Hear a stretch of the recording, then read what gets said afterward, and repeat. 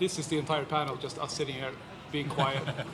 It's more of an art installation. Trying to... We will start a slideshow and then we leave. Exactly. We could do that actually. Just show a video. Yes. Yeah.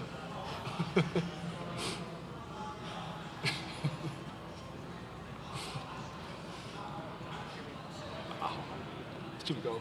I want to go. Oh, sure. One more minute. Can you guys shut up over there? Trying to have a panel? No, I think we can get going. Yeah. So welcome everybody and hi. And so this, in case you don't know where you are, this is a panel part of the 5-year anniversary of a game called MÖRK BORG, the 5 years of pain anniversary event. This is MÖRK BORG. It's a game. Yes. And tabletop role-playing game about a horrible world that is ending and it's filled with horrible people. And yeah, so yeah, this is the game we're going to talk about. And but we can say about who we are first, maybe. Yes, I am Pelle Nilsson, and I live in Stockholm, in Sweden, and I'm a writer and a writer for this game, MÖRK BORG, as well, of course, and I'm a game designer and a forever GM. I want to play a lot more, but I always end up as the GM somehow. Yeah, you got to play yesterday. So. Yes, I yesterday. get some weird feedback whenever I speak. Don't know why that is. Bring them closer to you. But Have them bring the mic. maybe I just don't speak. Okay. Yes. And my name is. Yeah, let's see what's happening. Closer to me? Like this? Okay. So I'm Johan Nord. No, it's still the same. And I'm a visual artist, illustrator, and graphic designer, and just maker of stuff, games, and nerd shit. And yeah, so we're part of something called Stockholm Cartel, which is like a creative collective, I guess you could call it. We call ourselves a creative coven of writers, designers, and idiots.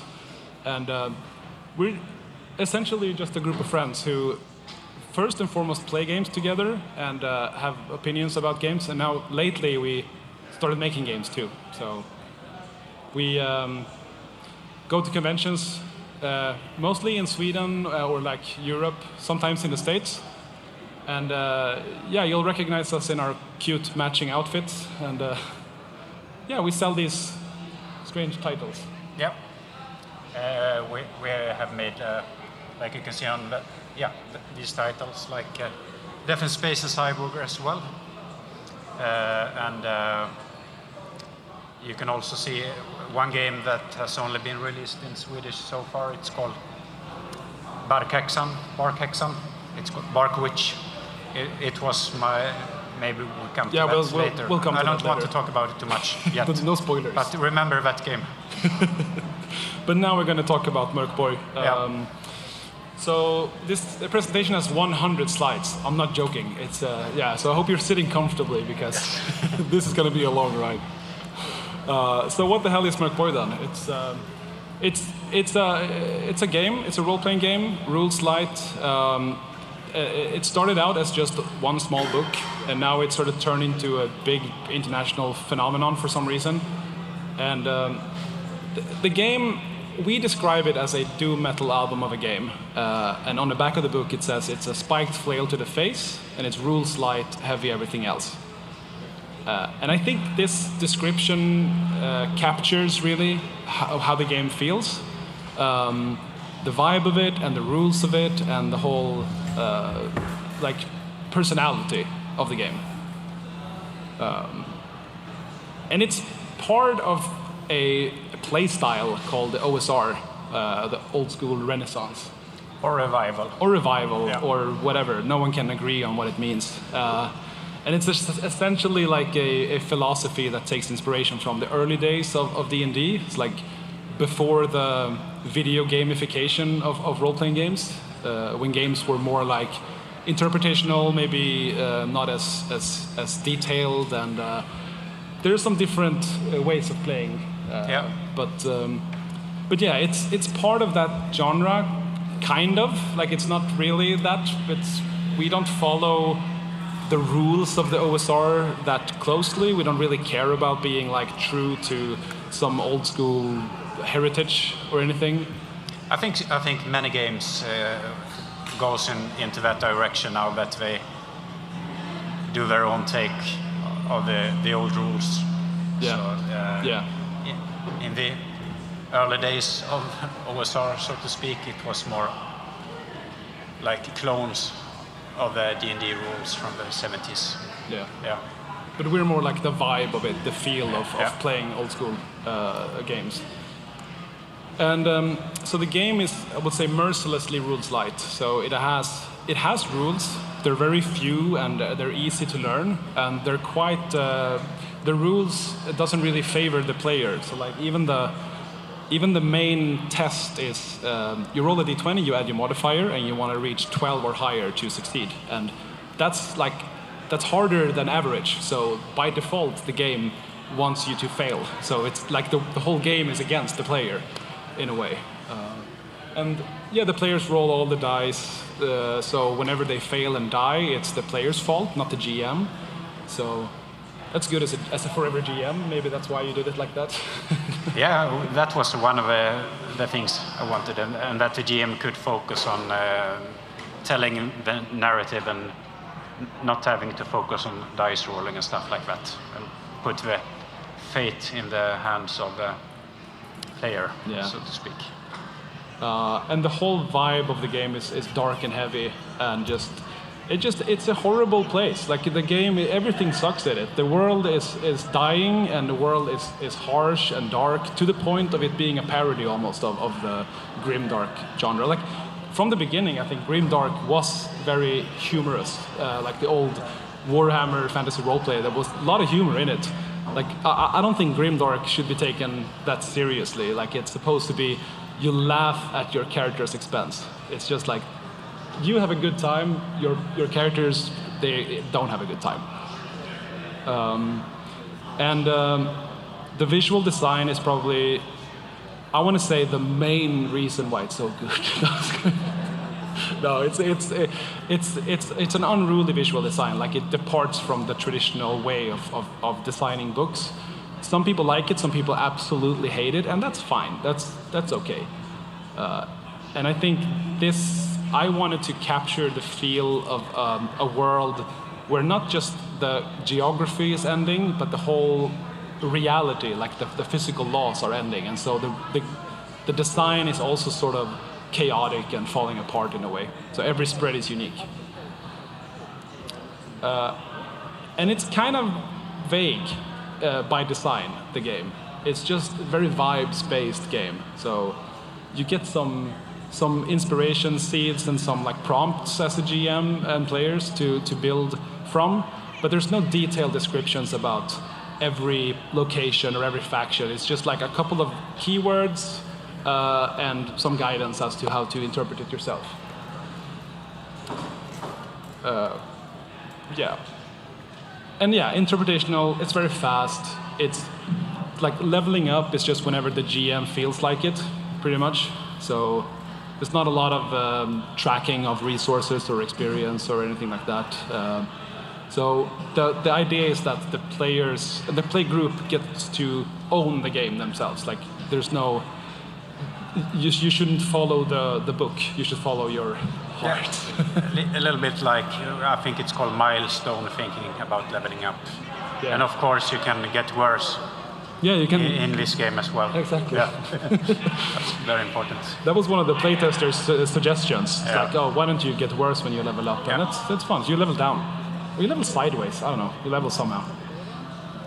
And you play as weirdos. Like you're not really heroes in this game. You just play as terrible people, and that's really fun because you don't really feel sad when they die. You can play your characters as you drive a stolen car. It's just you do all the things that you wouldn't do if you spend too much time caring about your character. So it's you will push all the buttons. And the world is ending.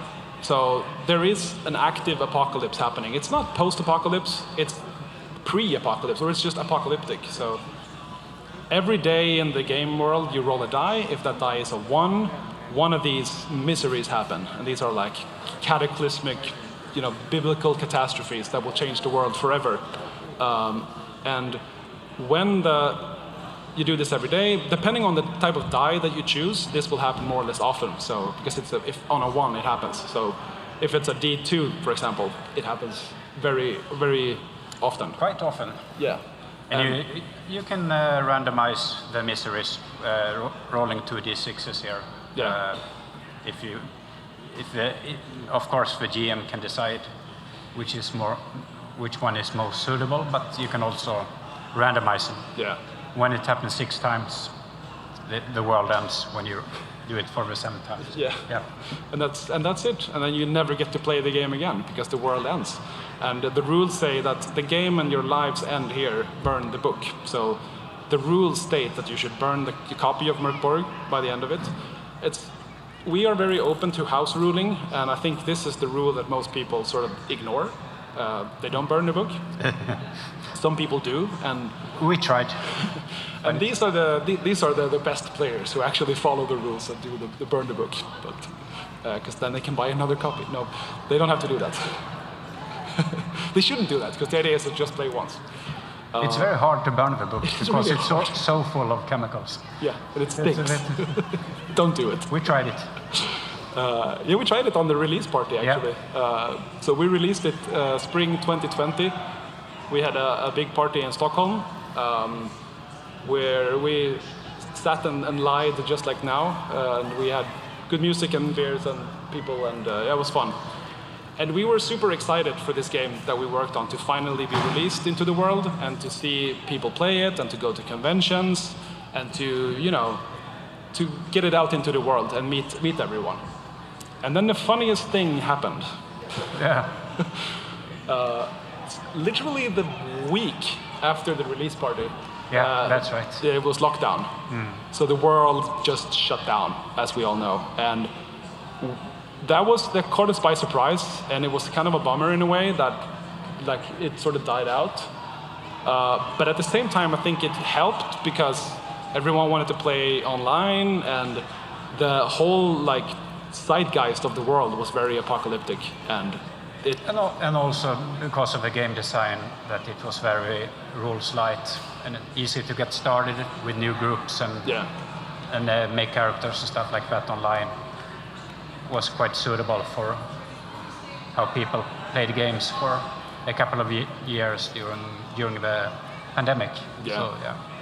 And it really caught on very fast, and we got a lot of attention for it. We won a couple of Emmys, and Emmys is like a award for nerds. It's like a Oscars for nerds. Oscars for nerds, and we won 4 of them, which was kind of a big deal for such an unknown game. We hadn't released any games before this, and we took best writing and best layout and design. The big one is product of the year, and then silver in best game. And gold was also our publisher who took that from us, the bastards, with Alien. I think best writing was the big one. No, I think best layout and design is absolutely the most important one. Yes. But yeah, so this made a lot of people look at this game and open up their eyes, what the hell is this thing, this weird thing that came out of nowhere. And so it was covered in big press, which was super odd for us because we initially wanted this to be just a small scene, and we never really intended for it to be what it is today. But yeah, this made people see it. Should we talk? We can talk about the beginning of this game, where it all started. Yeah. Because that's where it says here. So we should. That seems very appropriate. What the hell is this? This is spread. Lots of my small things that I did before I started to work on MÖRK BORG. I released lots of small games, and this you can see the image of a book that is only published in Sweden. that I did. It's also a post-apocalyptic kind of sci-fi game that I did under this. It's not a company, it's more like my banner called Occult Artmaster Games. And I released lots of games, and that's also how me and Johan got in contact when I did one game, which I mentioned some slides ago, called Barkhäxan, which is a horror game. But you made all these weird, small indie games, like on Word documents. And I came from, I've done a lot of graphic design and art for like Free League stuff mostly, so like Mutant and Symbaroum and stuff like that. Hadn't really released my own thing, really. And so we met, as you mentioned earlier, when we made this game. Yes. Barkhäxan, the Bark Witch. Yes, the Bark Witch. We are thinking about translating it into English. It would be fun to do it in English as well. That would be really cool. It's like a folk horror game taking place in the northern part of Sweden.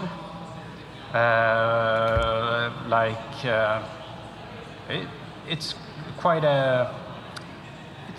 It has become quite famous kind of setting nowadays with movies like Midsommar and the movie Ritual and stuff like that, even though they are recorded mostly in other countries.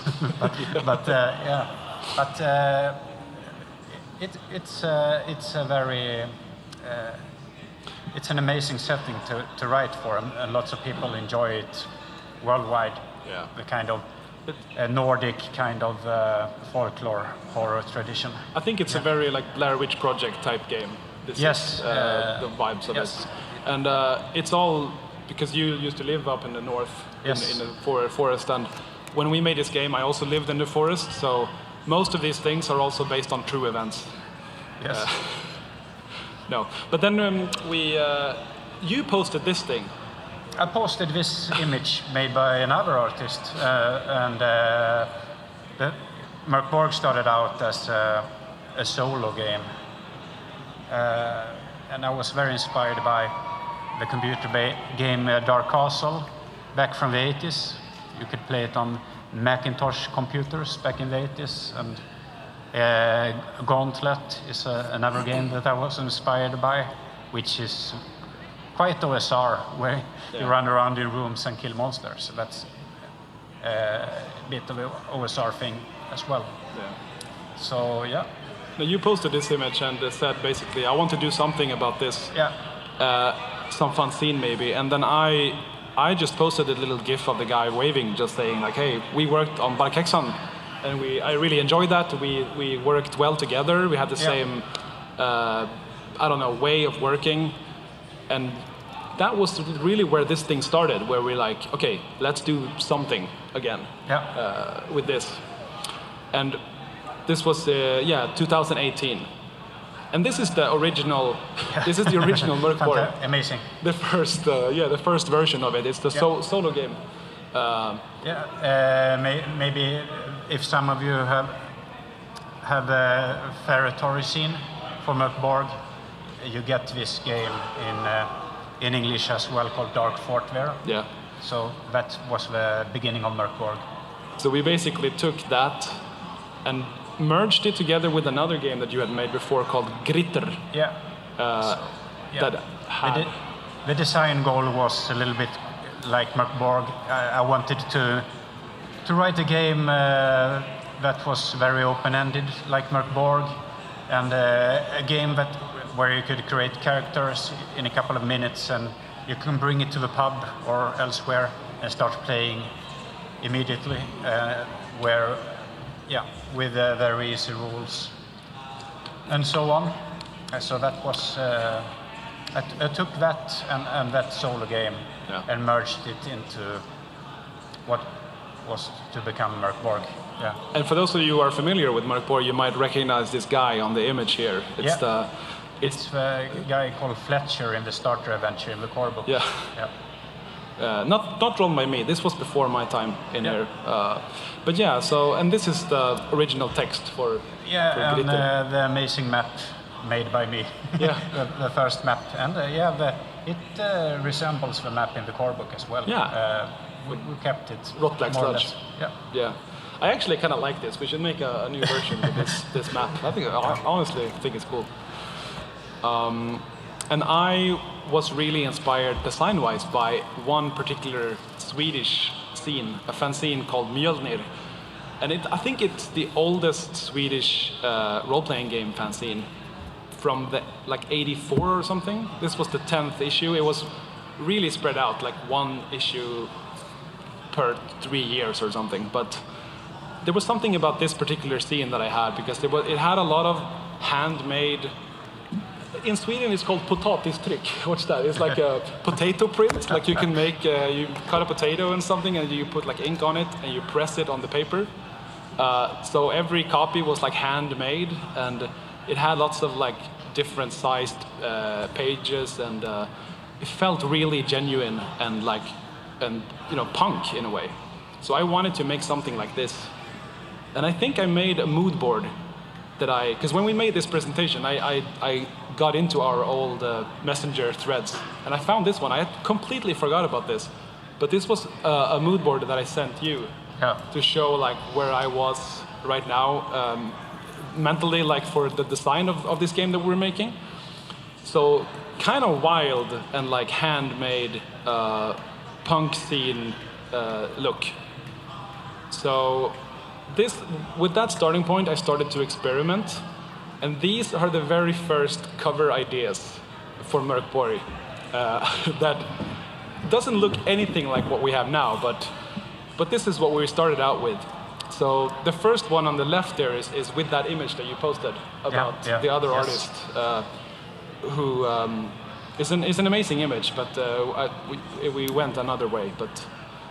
And then eventually I found this vibe that I really liked. This was also a suggested cover from the beginning. And then this spread is, lårben means femur, and this is like one of the spreads that actually made it all the way through to the printed version today. We just added an illustration of a femur as well there, but it was just this idea of using this wound man illustration from like an old woodcut and have that as a table and like play with graphic design in that way, like do it in another way than I had ever seen before. And we like this approach. We eventually posted this image. This was the art of one of the monsters in the game called the blood-drenched skeleton. We posted this as a sort of promotion teaser on Facebook saying like, oh, something is coming from us. And someone commented like, oh, that's a cool cover. Wow, really cool cover. We were like, this is not the cover. This is just a promo pic. But hey, it's actually a cool cover. We should keep it as the cover. So we turned it into the cover and redrew the skeleton. It doesn't make sense for this guy to be the blood-drenched skeleton anyway, because he's not blood-drenched. But yeah, so that's the like origin of this cover piece that I think is quite striking. But yeah, so jumping on then to collaborations has always been a vital part of the making of this game, and I think a good like recommendation if anyone is also making games to like don't do it yourself, because from the beginning MÖRK BORG was always a very collaborative effort. So let me show you. So Stockholm Cartel, you weren't a member of Stockholm Cartel No. before. You had, you know, Occultmästare Games. So at the core this was a collaboration between those two entities in a way.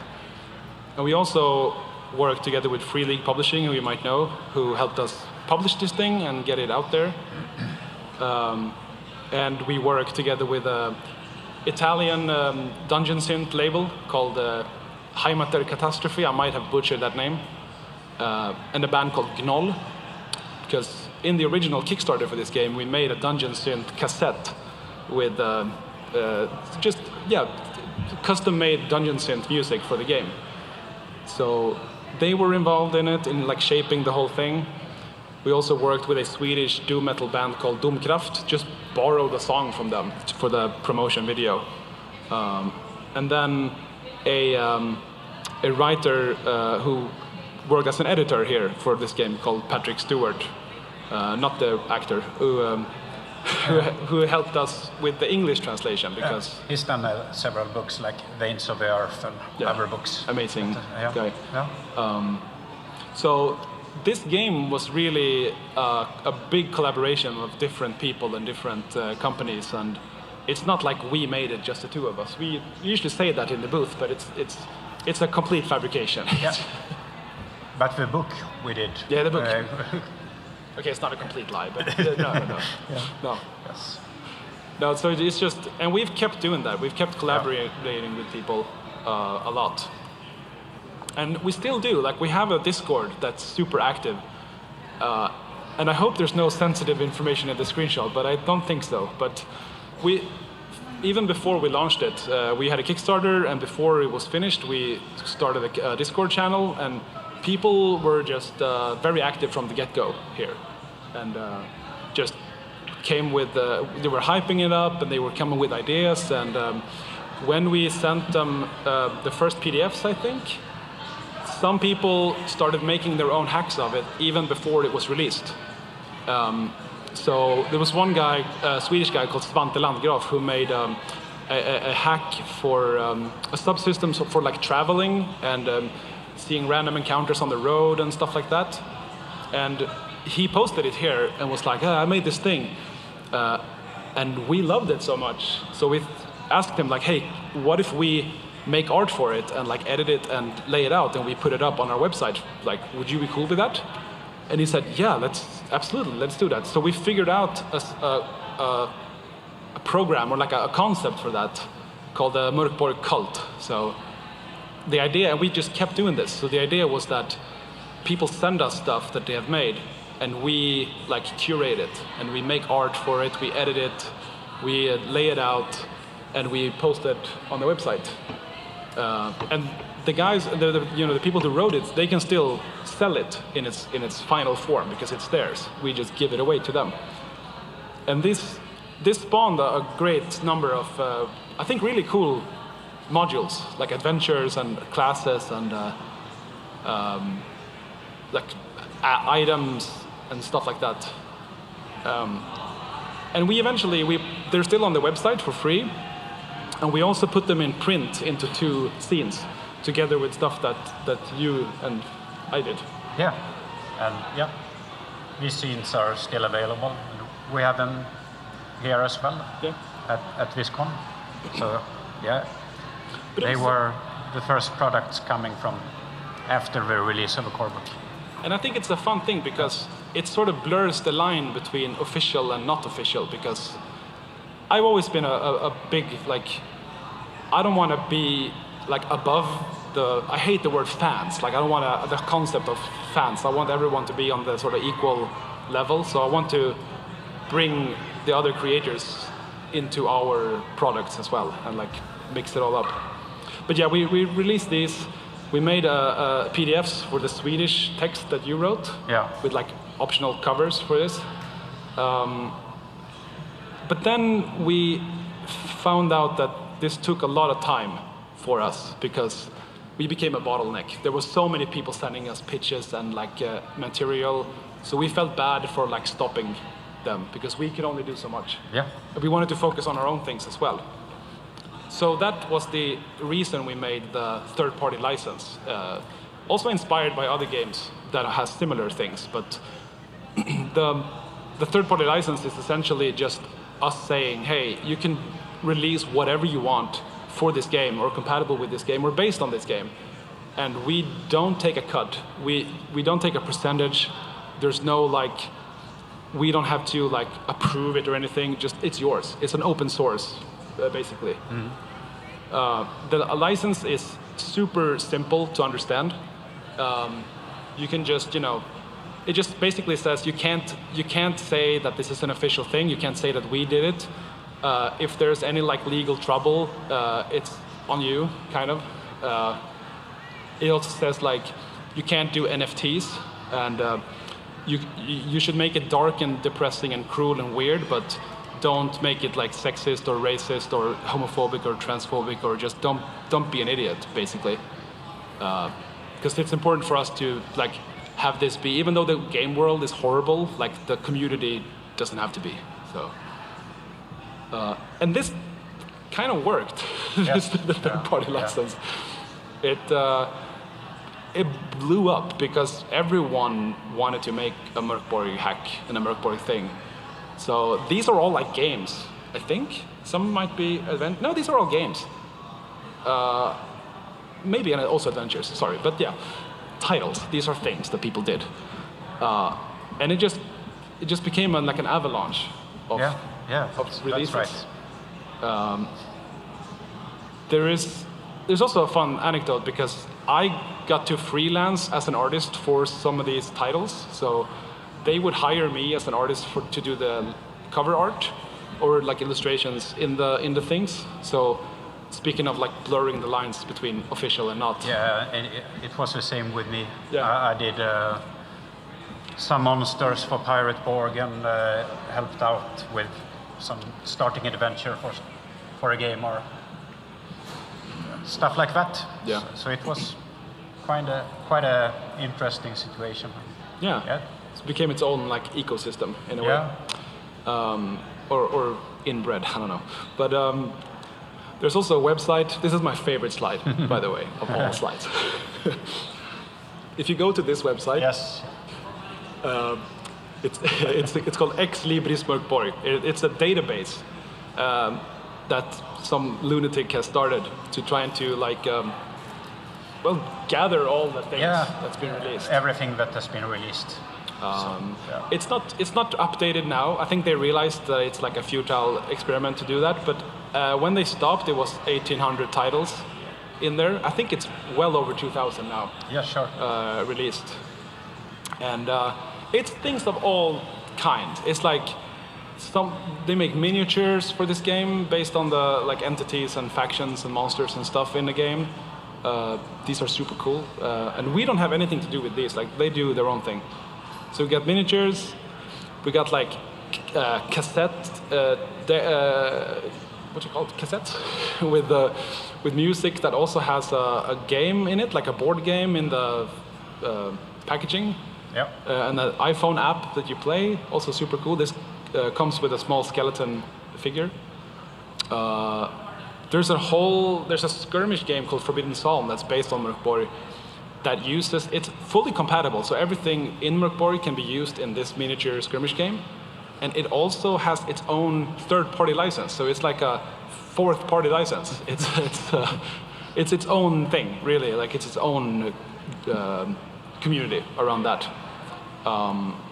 There's people, like, if you can think of something, people will have made it for MÖRK BORG. Like, there's a bunch of jokes and memes and shit that people just like, oh, what if we made a mug with, like, rules on it? And they will do it. So there's, like, mugs and there's shower curtains with rules on it. And, you know, I know at least one person has bought this, so one exists in the wild. But, you know, if it's a thing and it has rules and it has the license text on it, then it's a valid product. It's a valid title. We like to experiment with format. So yeah, people like the compatible with MÖRK BORG license and the logo a lot. So much that they even, you know, tattoo it on their skin. Or, you know... I wonder if this guy knows that his ass is on this big screen, but yeah, we love it. So we like, when people tattoo our stuff, we like it. We even posted, back before Twitter became a mess, we posted that we will pay for your MÖRK BORG knuckle tattoos. As a joke, we posted that. And people said like, yeah, I will do that. And so we do that. Like if you get MÖRK BORG knuckle tattoos, send us the receipt and we will pay for it. So everyone gets free MÖRK BORG knuckle tattoos in this wonderful world. I spoke to my accountant. It's actually okay for like marketing. It's like buying an ad that works forever. And yeah, we want to jumping from one thing to the other. We want to facilitate play and make it easy to pick this up and play, and make it like accessible to everyone. So on MÖRK BORG or mörkborg.com, there is a ton of free shit, like for everything you might need when you play this. So we have like reference sheets with all the rules, character sheets.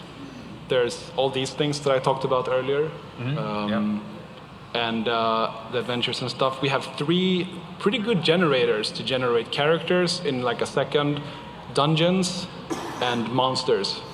So like this one is, you just click a button and you get a random name of a dungeon, what's in every room, what the current situation is like, if there's like an ongoing catastrophe or something happening, or why you were in the dungeon. So you have like an adventure spark immediately. And we have the entire game for free as well online as an artless. It's not really artless because it has art on the cover, but it's like a bare bones edition that looks like this. So if you hate my work, you can download this, because I wasn't involved in. I mean, I did the typography, but this is mostly you, kind of. It's all text only. It's a beautiful thing. Yes. No, but so that's nice. Like you don't have to pay any money to play this game. You have tons of free stuff online. Yeah. So the last couple of slides are just examples of more collaborations that we've done. I've deliberately done a lot of slides with just bad fonts, but this is Papyrus, if you don't know. So we did a vinyl album together with Games Omnivorous and Exalted Funeral. It's music on the record, and then there's an adventure in the folder of it. And if you open it up, it's like a gatefold folder, gatefold cover. It acts as a GM screen. So it's a whole package. And even the sleeve has a class. It's my favorite, one of my favorite classes. It's like a hunter that is favored enemy is nobleman. Yeah, that's cool.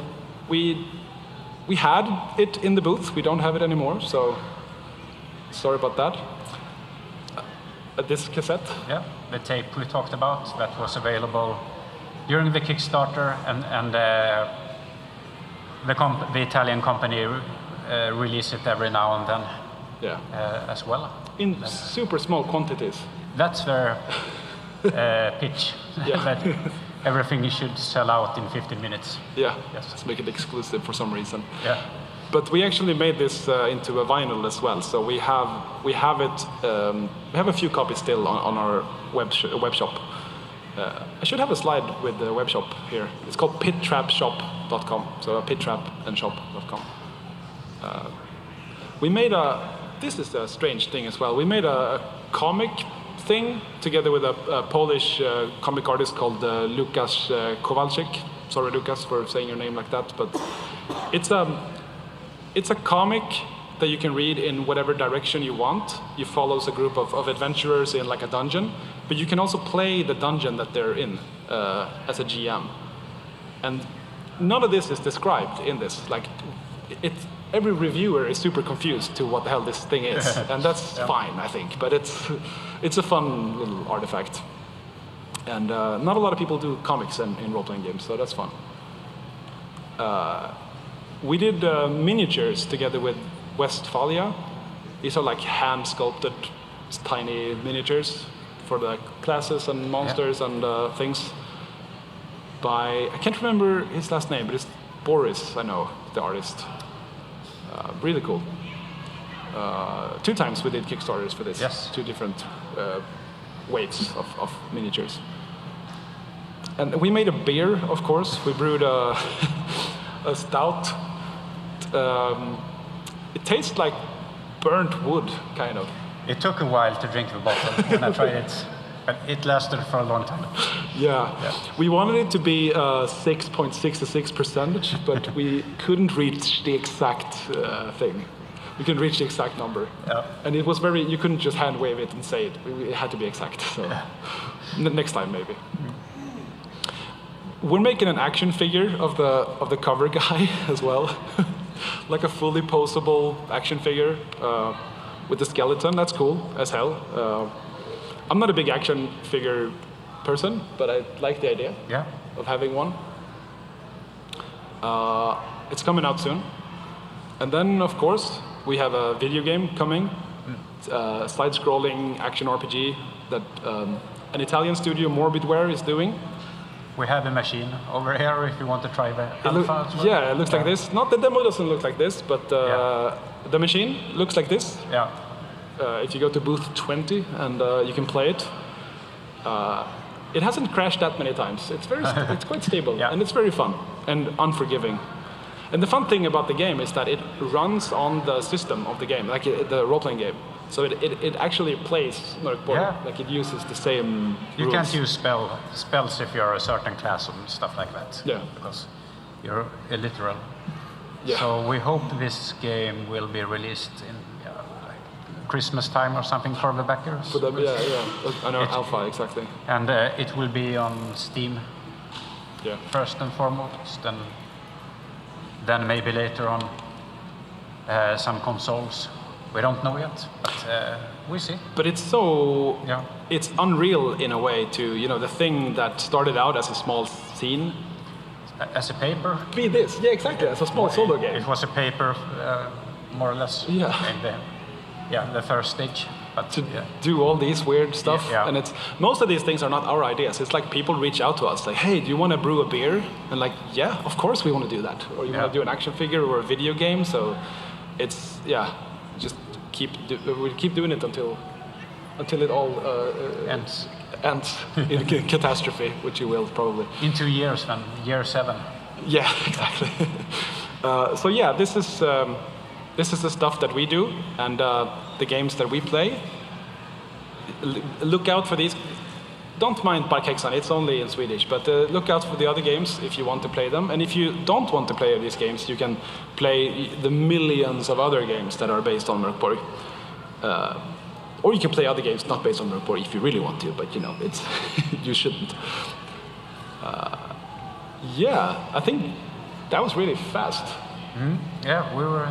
So I had 100 slides, so I'm just gonna, We had to fill it up. That's it, I think. Yeah. We have 20 minutes to go. That was a record. That was good. That was good. If you have any questions or like whatever, just ask. Oh, damn, I was joking. Okay. I don't know, in the back there? That's you, yeah.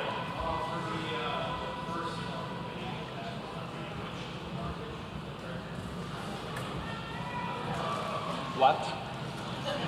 Sorry, the first book was before that you had done as urban Swedish and not translated. No, it hasn't. The Barkhäxan. Do you plan on keeping the same system that's in it, or is it not translated? If you want to translate it to another system for Barkhäxan, or you want to keep it as it is if we ever translate it to English?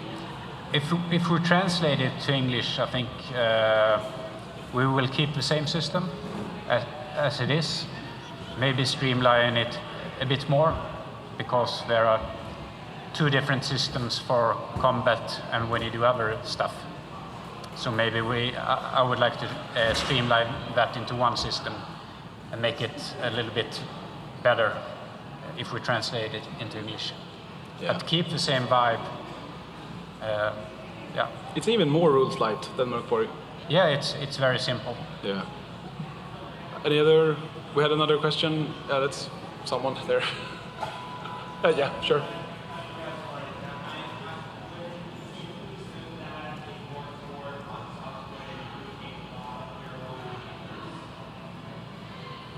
We should have Mike down there. Yeah, thank you. That's a great idea.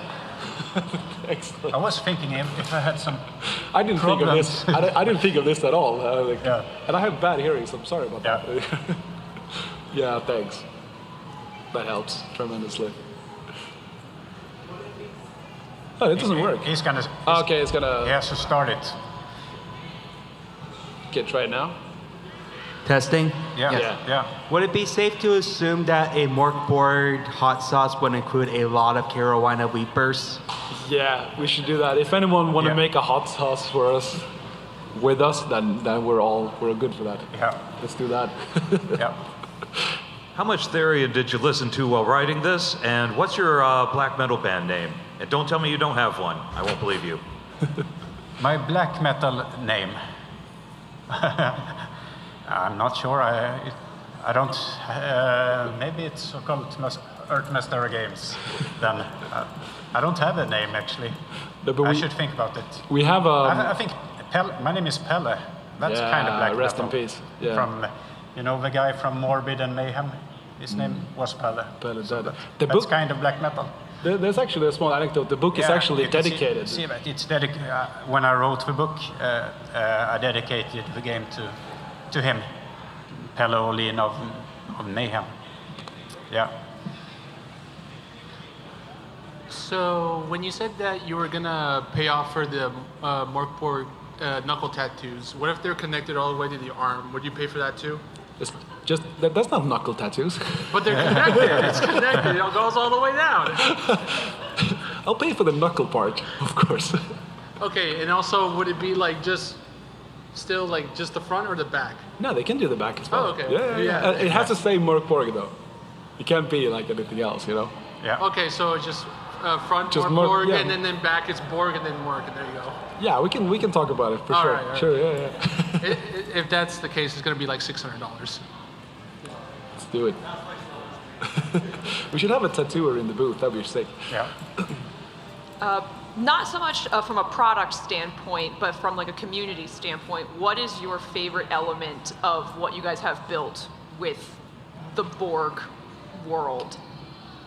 Oh, I think it's a expected answer maybe, but the genuine positive vibe of the community, like it's filled with so many good people, like creative people who are not jerks. It's just I don't know. It's kind of like usually when you go to like metal festivals and shows, they're the nicest people because the music is so angry and dark. Like you get all those energies out in the art. You don't have to be a dick in. Yeah, the person. community has been fantastic. Yeah. I didn't expect that really, considering the book. But yeah, it was amazing. The community is amazing. Yeah, but for example, we have maybe I jinx it now, but we have over 7,000 members on the Discord, and we don't need any. moderate We don't have much. any moderate. Like we don't need it. No one is ever like. Eventually, there's an idiot, and we just kick him out. But it's usually very calm. But we don't have to watch that because everyone else in the community comes that together. person out. So Yeah. that's really nice. In a good way. I'm going to just ask one more question. Yeah. Out of the extended creators who have added additional content to the MÖRK BORG universe, some of the adventures that I've written, what are some of the more that you have read that you've either found funny or quite horrific? What do you mean? What was the last part? Stuff that you wouldn't think of that's pretty gross, but was a lot of fun that someone else might have written. Do you have anyone you think of? No, actually, do you? I think there's it's not really a third party because it was before the third party thing, but it was part of the MÖRK BORG cult. There's a class in I think Heretic that's called the Shedding Vicar that it's essentially like they flay themselves and use the skin as like whips and stuff. Like it's disgusting. Like they use the skins as like parchment for scrolls and it's nasty as hell and I love it. It's great. As a forever GM, how would you recommend me to torture my party in the future? Kör på det. Kör på det. No, I didn't hear it. Sorry. As a GM, how would you recommend me, if I'm using the MÖRK BORG system, to torture my party in the future? I think just give them the options to do it themselves. I think give the power to the players to, like, I don't think it's necessarily your job as a GM to punish or torture the players. Like, let them in into a room from like Saw or something, and they will figure out ways to hurt themselves. And I think it will turn bad quite easily. You should try to be as objective and like impartial as possible as a GM. And I think most of the times when I play MÖRK BORG, I think players want their characters to suffer and fail, so they will go towards the bad stuff. Yeah.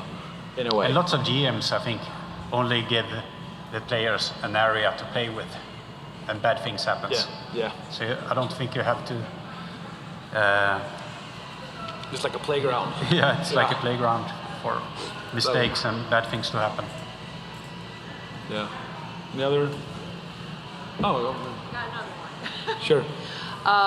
For people who are coming to your system from something like Dungeons and Dragons, which is really about like incredibly detailed and prolonged stories with characters, what would you say to encourage players who are scared of their characters dying to play your game?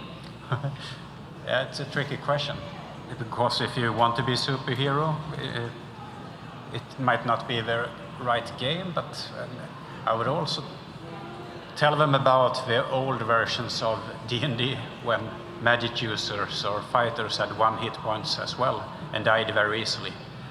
That could be a way to do it, talk about the history of the RPGs, because that was the situation back in the early days as well. MÖRK BORG is not more deadly than the first versions of D&D, so that could be a way to convince them to play MÖRK BORG.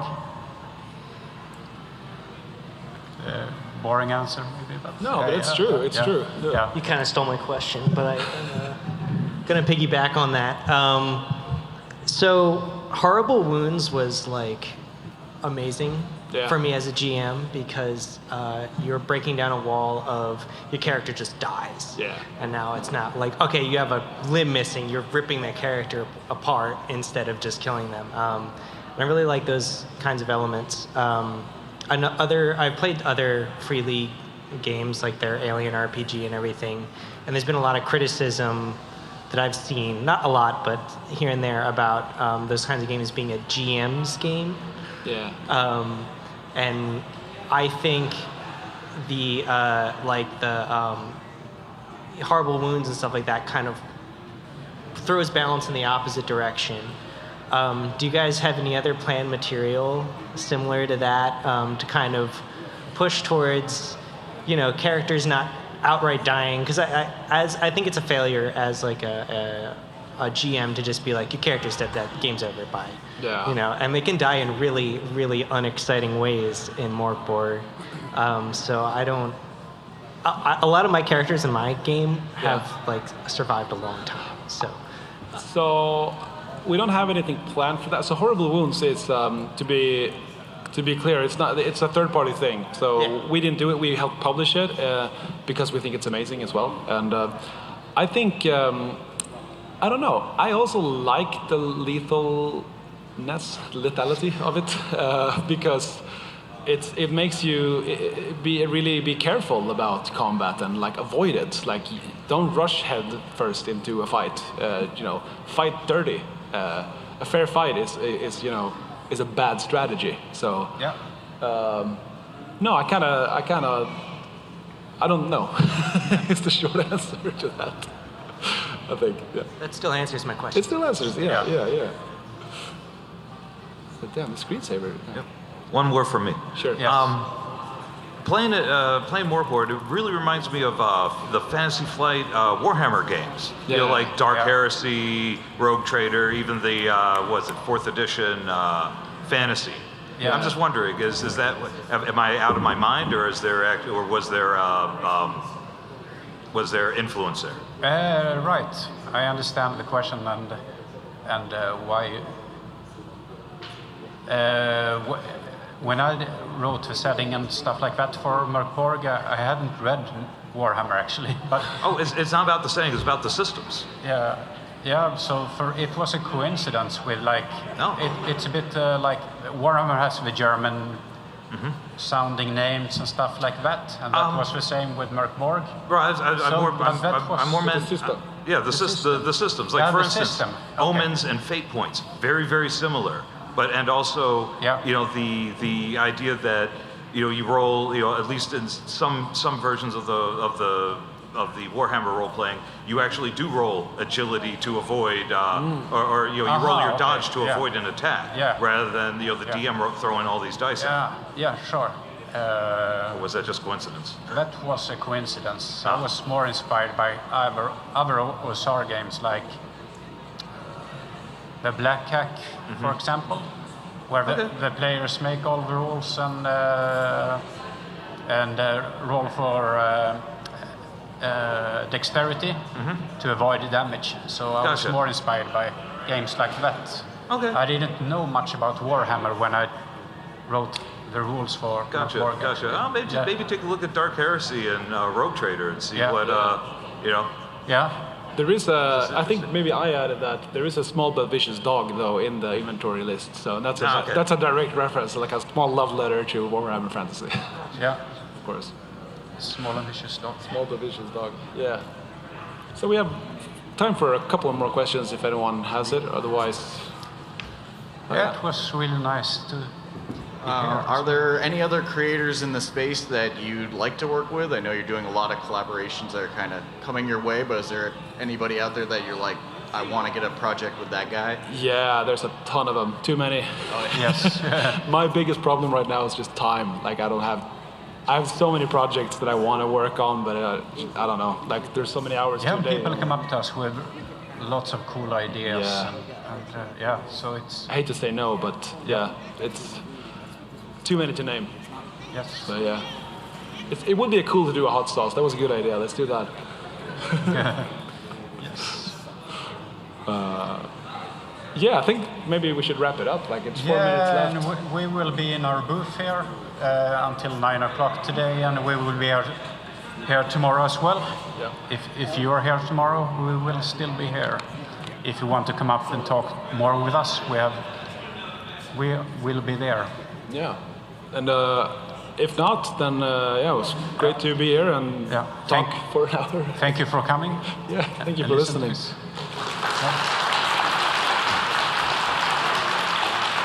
That's good. All right, let's go home.